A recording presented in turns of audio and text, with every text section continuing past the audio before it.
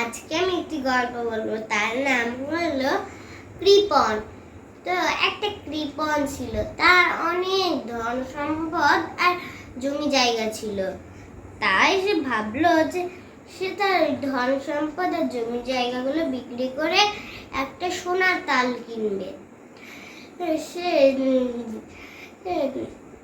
ওটাই করলো। সে সব ধন সম্পদ আর যতগুলো জমি জায়গা ছিল সব বিক্রি করে দিল, আর একটা বড় একটা সোনার তাল কিনলো। ওই সোনার তালটা একটা জায়গায়, গোপন জায়গায় মাটিটা খুঁড়ে তা পুঁতে দিল। আর এইভাবেই সে প্রতিদিনই যেত ওখানে আর মাটি খুঁড়ে আসতো।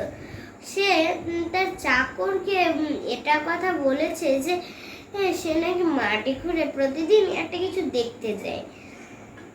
তখন তার চাকর খুব সুন্দর হলো মনে, যে মালিক যায় নিশ্চয়ই কোনো একটা সোনা দানা নিয়ে কোনো গড়বড় আছে।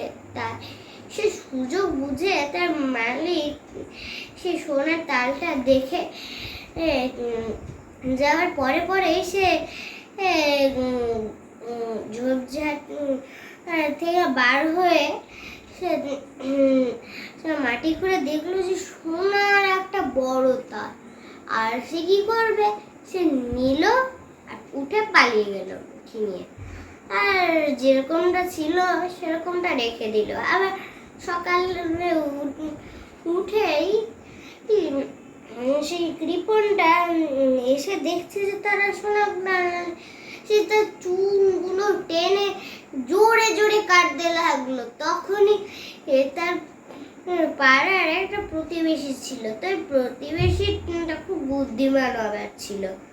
সেই প্রতিবেশীটা বললো যে কি হয়েছে তোমার। তখন সে সব ঘটনা বলে দিল। আর এই সব ঘটনা শুনে সে মনে মনে একটু হাসলো আর বললো তাকে যে দেখো তুমি যে এখানে একটা বড় একটা পাথর রেখে দাও, তোমার ওই তালটা সমান।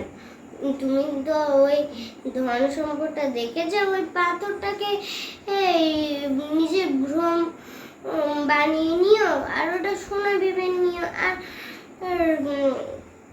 তুমি চলে যেও, এইভাবে প্রতিদিন দেখবে আর আসবে যে তো তুমি এই সোনার তালটা ব্যবহার করনি, তাই তোমার এই ফল হয়েছে। তুমি এখানে একটা বরঞ্চ পাথর রেখে দাও, দাঁড়াও আমার কাছে আছে, তুমি নিবে।